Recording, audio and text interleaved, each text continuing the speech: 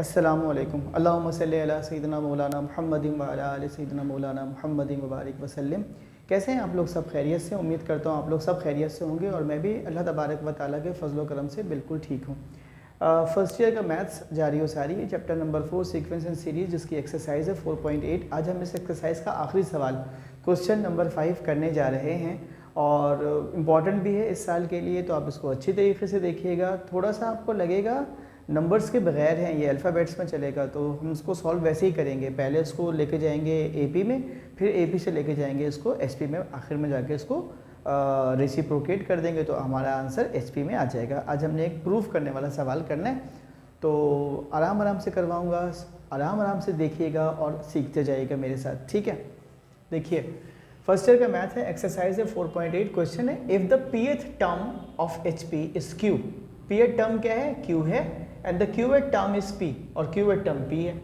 Then prove that p plus q the term is, यानी p plus q की जो term है is, यानी वो बराबर है किसके? pq upon p plus q के। हमें लाना है t, यानी t लिखेंगे, p प्लस q किसके बराबर लाना है? pq upon p plus q के, ये लेकर आना है, ठीक है। तो ये कैसे लेकर आएंगे वो ज़रा देखिए। सोल्यूशन की हेडिंग भी लिखा है अकॉर्डिंग टू सोल्यूशन और अकॉर्डिंग टू क्वेश्चन। टीपी जो हमें क्वेश्चन में गिवन था pth टर्म का, TP is equals to 1 upon Q and T Q is equals to 1 upon P, ये क्वेश्चन में गिवन है, ठीक। प्रूफ क्या करना है? T P plus Q is equals to P Q upon P plus Q. Okay जी, हम AP में जानते हैं जनरल टर्म क्या होती है, general formula T N is equals to A plus N minus 1 D, ठीक है। तो मैं n की जगह पर p ले रहा हूँ, तो यहाँ भी n की जगह पर p आ जाएगा। T P is equals to क्या हो जाएगा? a plus P minus 1 into D. T P मेरे पास किसके बराबर है? 1 अपॉन क्यू के, तो मैं टी पी की जगह पे कर देता हूँ 1 अपॉन क्यू और इसको d से मल्टीप्लाई कर देता हूँ, तो ये बन जाता है a plus P D minus D, equation number 1। Similarly T Q is equals to a plus N minus 1 into D. n की जगह पे मैं क्या ले लूँगा? अब यहाँ पर मैं n की जगह पर लूँगा q, ठीक है जी। तो मेरा T Q is equals to हो जाएगा किसके, और टी क्यू किसके बराबर था? 1 अपॉन पी। टी क्यू बराबर है 1 अपॉन पी के, और n की जगह पे मैं ले रहा हूँ q, क्योंकि यहाँ पर मैंने क्या लिया भाई? q। तो ये 1 upon P is equals to हो जाएगा a plus Q minus 1 into D. D से मल्टीप्लाई कर दूंगा तो हो जाएगा 1 upon P is equals to a plus, अब जाहिर है मल्टीप्लाई हो रहा है तो ये हो जाएगा Q D minus D, equation number 2। दो इक्वेशंस आ गई हैं आपके पास। आप क्या कीजिए, इक्वेशन नंबर 2 को इक्वेशन नंबर 1 से माइनस करा दें।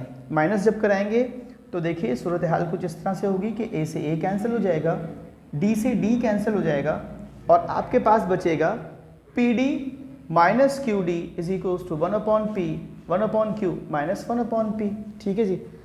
तो अब अगर आप इसमें से d को कॉमन ले लेते हैं, थैंक यू बेटा फ्रेश से, आप d को कॉमन ले लेते हैं तो ये बचता है d p minus Q p minus Q.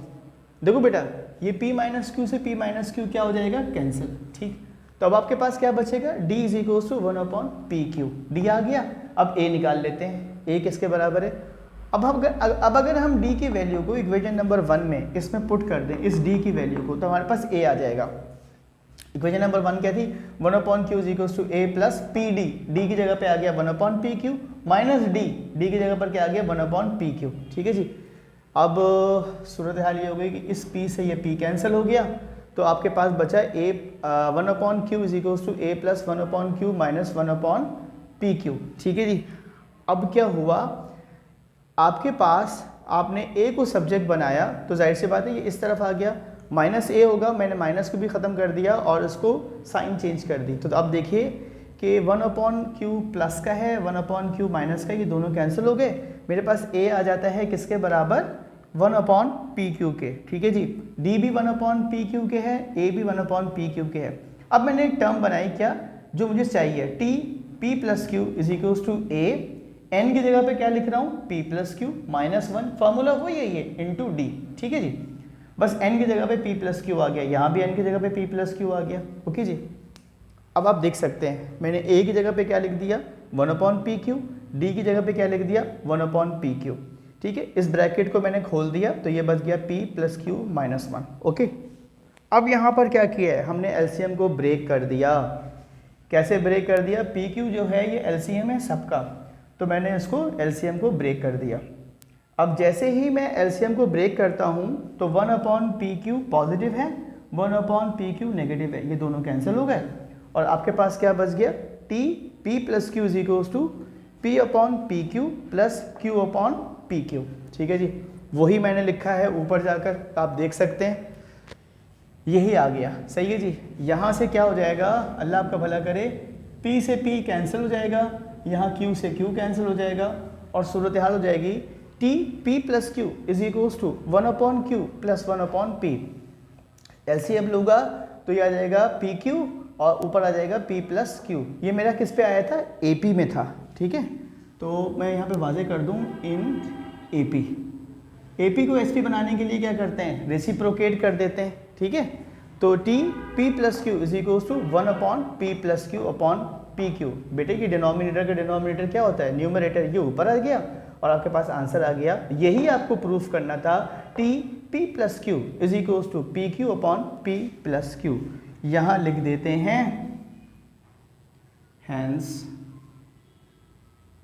Proved. मैं दुआ करता हूँ कि अल्लाह ताला आप सबकी तौफीक़ात में इजाफ़ा फरमाए। आप इसको देखें, अच्छे तरीके से सीखें, चैनल को लाइक करें, सब्सक्राइब करें और अपने दोस्तों के साथ शेयर करना मत भूलें। अल्लाह हाफ़िज़।